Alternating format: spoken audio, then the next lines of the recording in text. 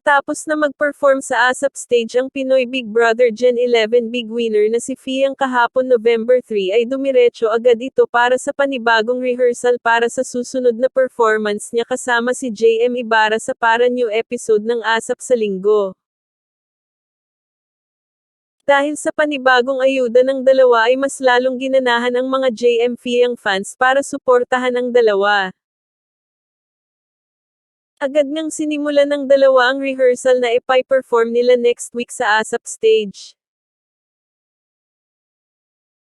Narito ang ilang kaganapan sa kanilang naging rehearsal.